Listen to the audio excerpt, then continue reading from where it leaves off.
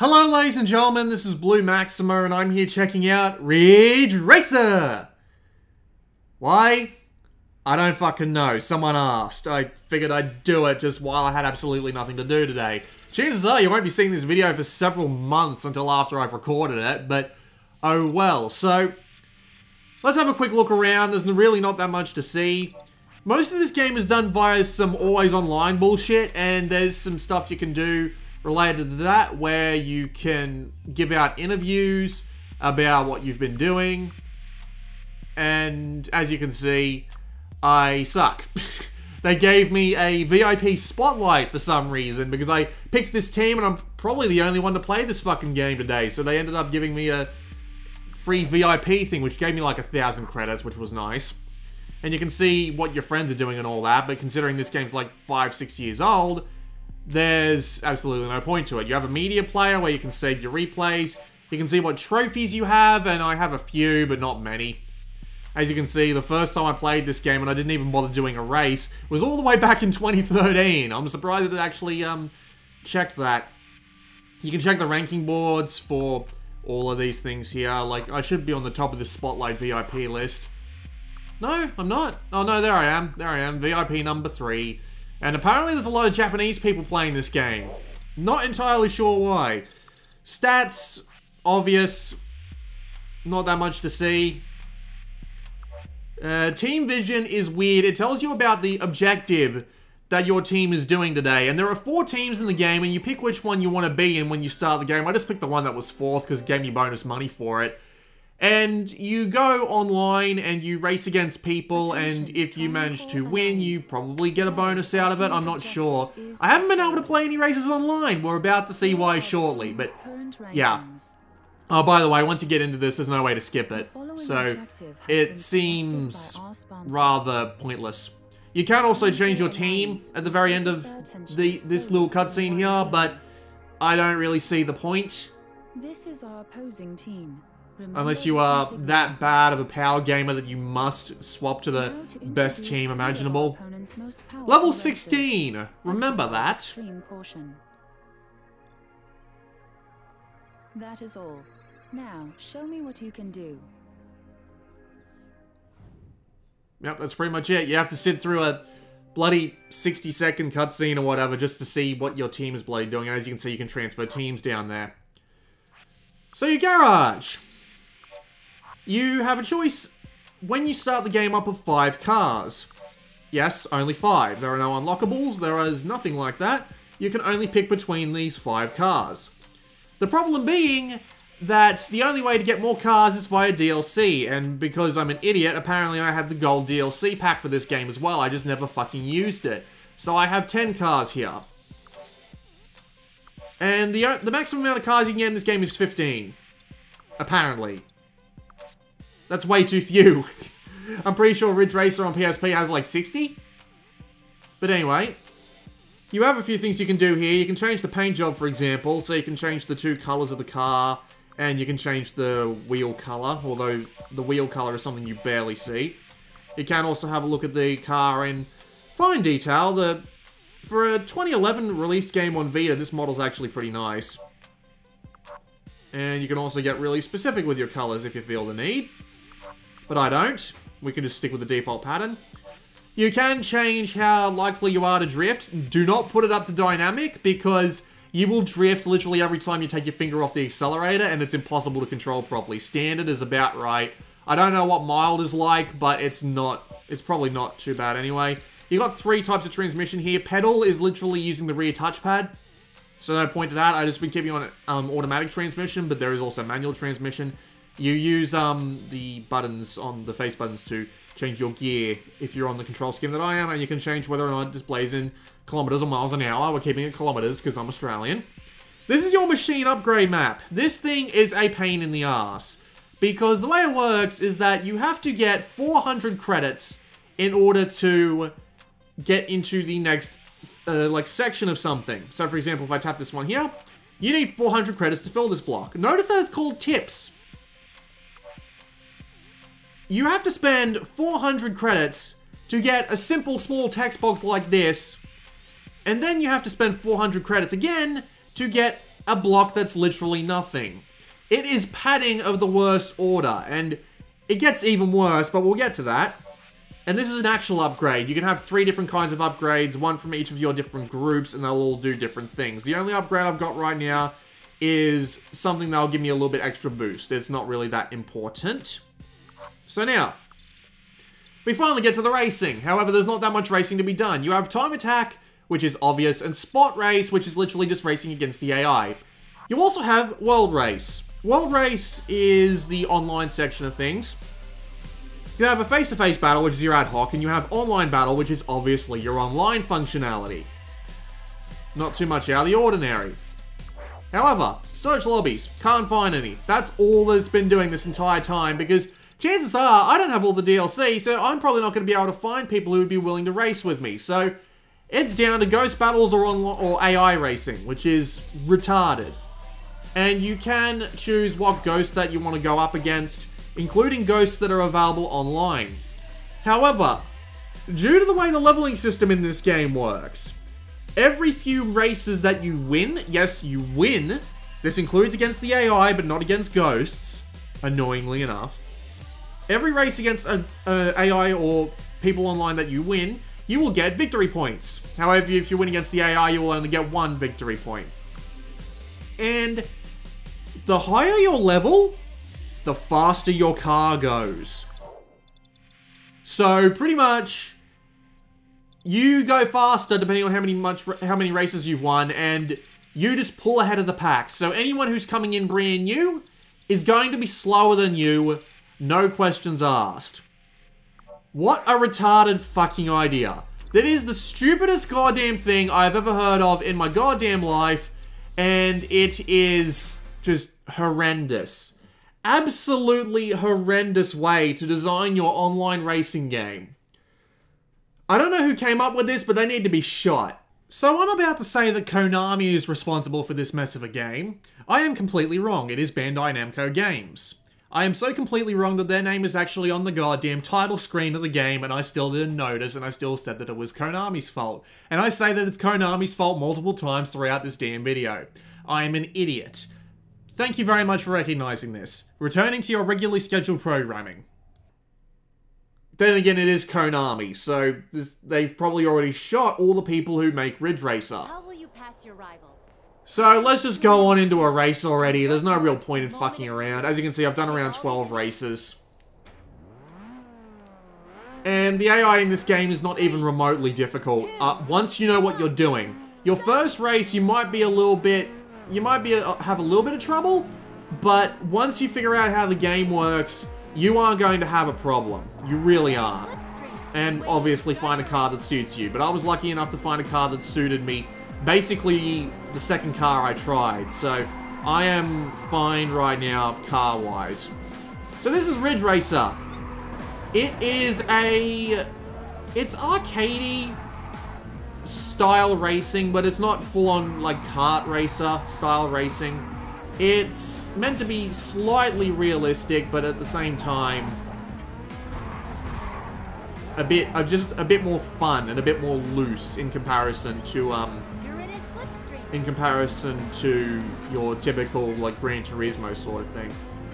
You are a car, and you drive using the, well, there are actually 3 different kinds of control schemes, and I'm on the one that lets me accelerate and brake with the shoulder buttons. And you can drift by basically lifting your finger off the accelerator on a turn, or, you know, braking or whatever, you get the idea. It's very basic, like, it is, seriously, if you understand drifting as a concept, which is literally just braking to skid around the corner while your tires spin out under you, or something like that. Even I don't know what the basic concept of drifting is, and I understand this game just fine. But, yeah, you drift, and drifting is the main way you build your nitrous. As you can see, I've already got 2 bits of nitrous, and the maximum you can have is up to 3. And you can use these 3 nitruses in any way you like. You can spend 2 nitrous bars, you can spend 1 nitrous bar, you can spend 3 nitrous bars. There are 2 separate buttons that do this, and pressing them both at the same time gives you the ×3 effect. And when I get on a straight, I will happily show off the ×3 effect, because I'm going to bloody need to if I want to stand a chance to win this race, because I've already made a few mistakes already.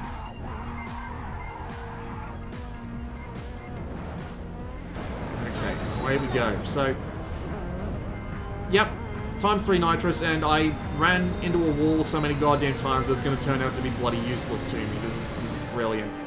Wonderful. So yeah, nitrous is a bit weird in this game. If you play perfectly, you have no reason not to do anything except build up nitrous the entire time. There is really no reason for you to do anything else whatsoever. However, if you go running into walls like I do, because the bloody AI blocks you from taking the corner, well, you're going to have to use your nitrous to catch back up. Because in this game, if you fall behind too far, you will never catch up.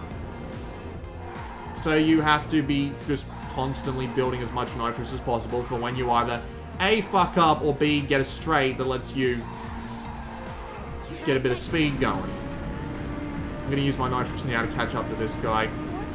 There is also slipstreaming, so you slide in behind a guy and you will gain a bit of speed that you can use to, well, obviously get the jump on them, which is a nice feature considering these sorts of games usually don't have anything in the way of catch-up mechanics. I mean, I read in the manual that apparently you can have catch-up mechanics set via basically having everyone who's behind you be faster than you in the like the race lobby for the online races, but other than that, there doesn't really seem to be much in the way of catch-up outside of slipstreaming. Thankfully, slipstreaming is actually fairly... It's actually fairly, what's the word I'm looking for? Generous? In that you can be a pretty far distance behind someone and slipstreaming will still work, so... It's nice, just because you're able to really catch up to people if you're good enough at it. And when the game isn't, like, running you into a wall or whatever, it's fine, but there are cases where you find yourself just completely out of control of what you're doing. Like, if you go into a wall like that, for example, despite the fact that I let off the fucking accelerator to do a fucking drift, it wouldn't let me drift anyway. And of course I'm gonna come fourth, because of course I do much worse when I'm on fucking camera. Finish! You're gonna have to do better.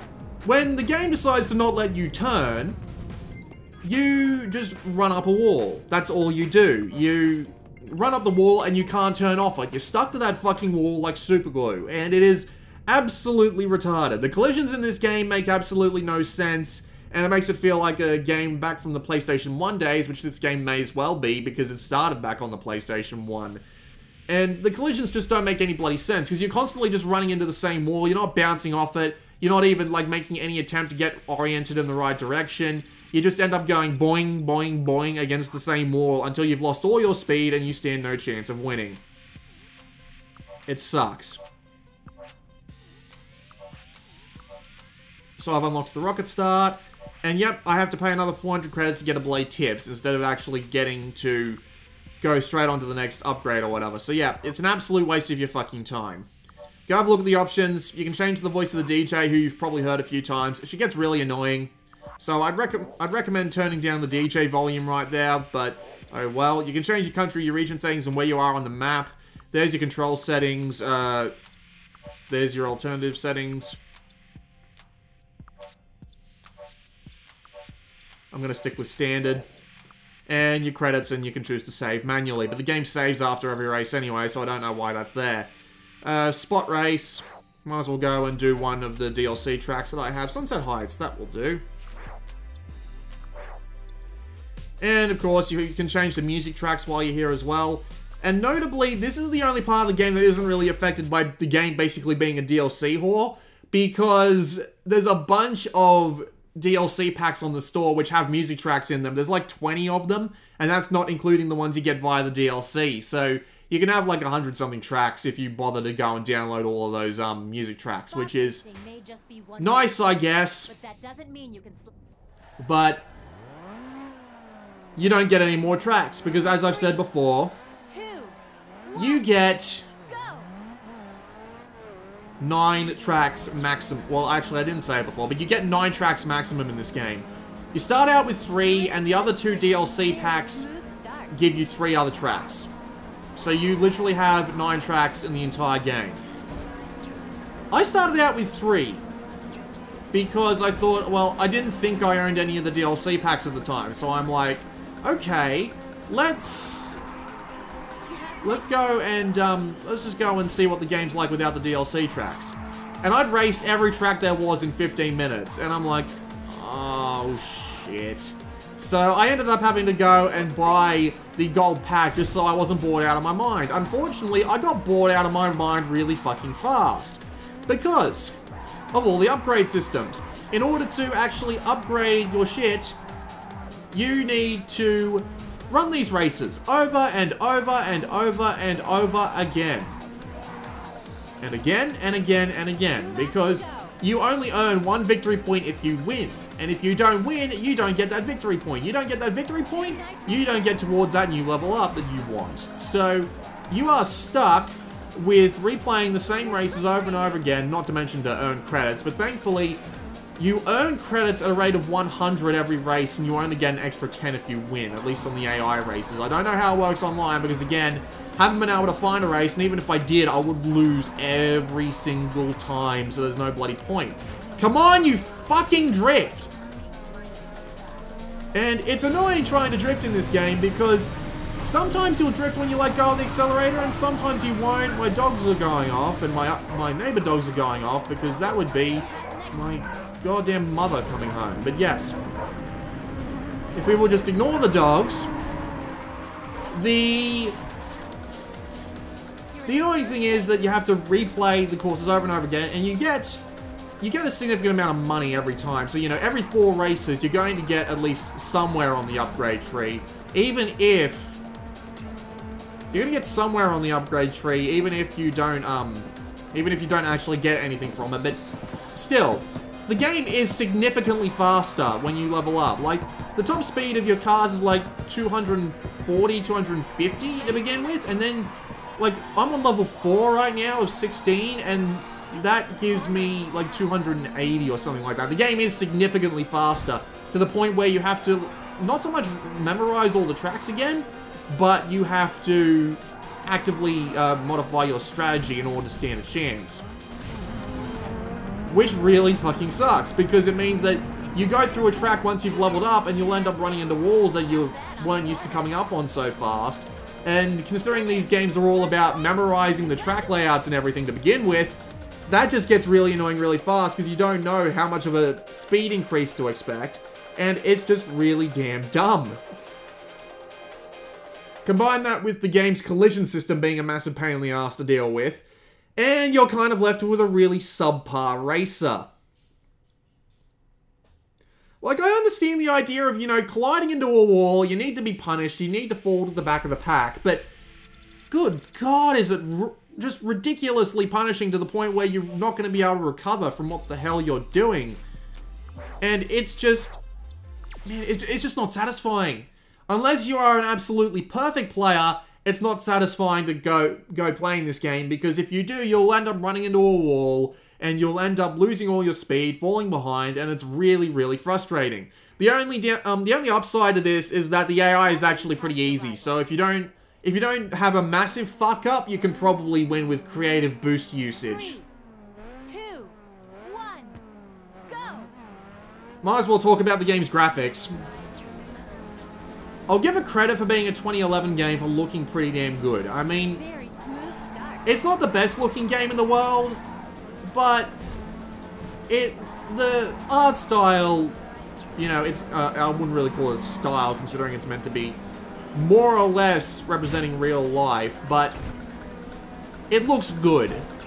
The environments are detailed, the textures are nice, it's a little bit jaggy, and it's probably going to look a bit jaggier than it really is on the YouTube video, but it still looks nicer on the Vita screen than it does on a YouTube video. It is a nice looking game.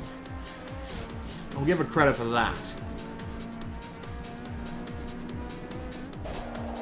And the music, well, it's pretty electronic, somewhat generic stuff. Nothing too out of the ordinary, but I'm not too annoyed by it. It works, and there's plenty of it, especially if you want to go to the effort of getting the free DLC. I'm not going to claim to be a very good Ridge Racer player, so if you're wondering why I suck, I'm not a very good Ridge Racer player.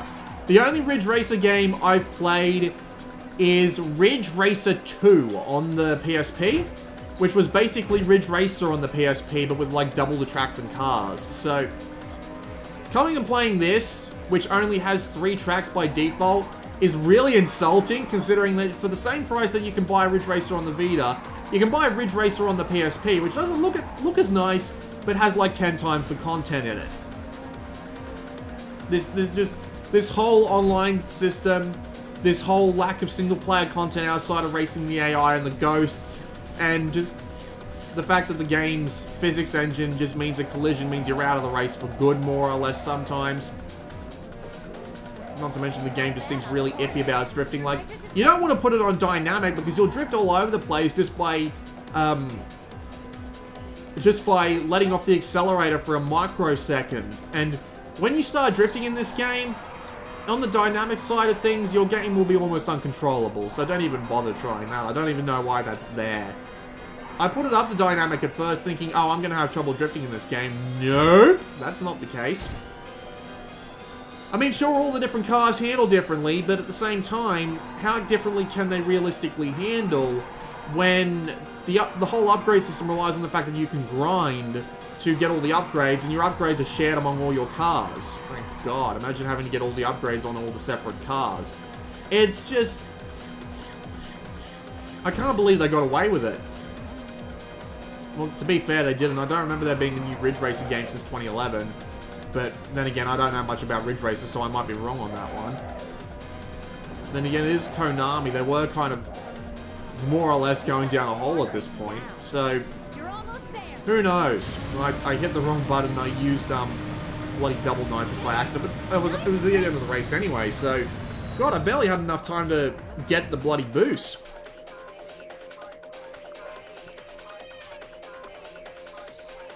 We'll do one more race, and then we'll call this video to an end, because you've literally seen everything there is. It's just this. Grinding the same tracks over and over again for more GP to earn pointless tips, and hoping you don't run into the walls to the point where you just get slowed down massively because the game doesn't know what a collision system is. You'll have seen everything there is to see within the first 15 minutes of playing the game, and that is just unbelievable. To be fair, I don't mind the concept. Like, the idea of an online-focused Ridge Racer wouldn't be the worst thing in the world to me. But there's not enough tracks, and there's not enough single-player content. Why isn't there, like, a single-player campaign that you can do that can raise up your level early on and give you a lot of extra credits before you actually go into the online stuff and get your ass beat by people who are already max level? I could see this concept working if they weren't fucking retarded about it. If they actually had, like, single-player content, stuff to unlock, more than 3 tracks in the base game, and just, you know, general non-assholishness. Why the hell am I not drifting? Jesus Christ. I don't know what it is, like... I could swear that my drifting is inconsistent for some reason. I'm not entirely sure what's causing it, but it's starting to piss me off. I'm guessing it's because I upgraded to a better speed class just before I started this video, so it's probably like, oh, you aren't going slow enough to drift, or you didn't let off the accelerator and hit the brake hard enough to drift, or whatever. I don't know. But it is still really, really bad. This sort of upgrade system shouldn't exist in a racing game that's designed to be online. Like, hell, in a single-player campaign, I could understand. I could understand the idea of having just, like, general speed upgrades for every car that you have. But who came up with the idea of making it so that people's level determined what speed they would be going at in a fucking online racer?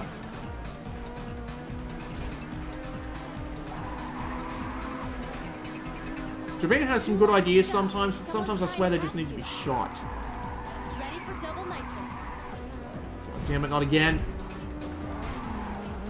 Thankfully, some guy rammed me, so I got to keep my speed. There is an interior car view, but... yeah, I'm not good at this view. Fuck off! Get off the fucking wall, you fucking retard! Christ almighty.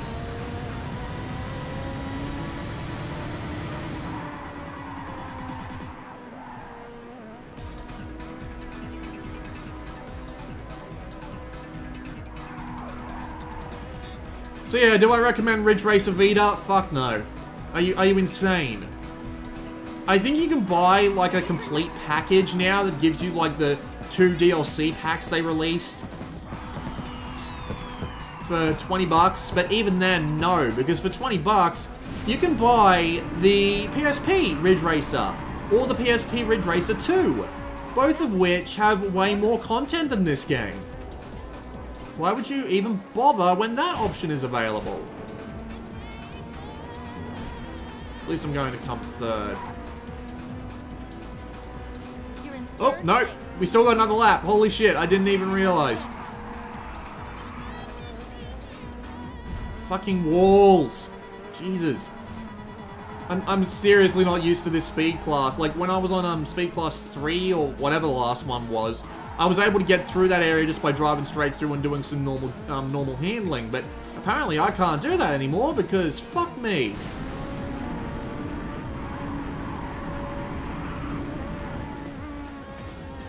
Come here, you. But yeah, with that 20 bucks, you could go and buy a Ridge Racer or a Ridge Racer 2. I know America didn't get Ridge Racer 2 on PSP, but I know we got at least Ridge Racer 1, and I know Europe got Ridge Racer 2 on the PlayStation Network, because I've been on the PlayStation Network in Europe, and they do indeed have it. No, you son of a bitch. Ready for nitrous. I'm going to save that nitrous for when there's a straightaway, which is right now. Bye. Also, yes, you can go fast enough that you'll end up running into an invisible wall in the middle of the air and actually drop down and lose the race because of it. That actually happened to me once. Finish. Way to go. You got So yeah, do not, under any circumstance, buy this game. Once the servers go down, it's dead. There's no point to it whatsoever. As you can see, I just got a bloody skill level up, which literally just means an increase in speed, nothing else. This game is not worth your time. If you're absolutely desperate for Ridge Racer, the PSP ones will do. This is one game that I don't think I'll ever be playing again. Thank you very much. Just waiting for the fucking game to load. But as you can see, it'll bring up this little news thing. My machines have reached grade 4, and I get a trophy for it.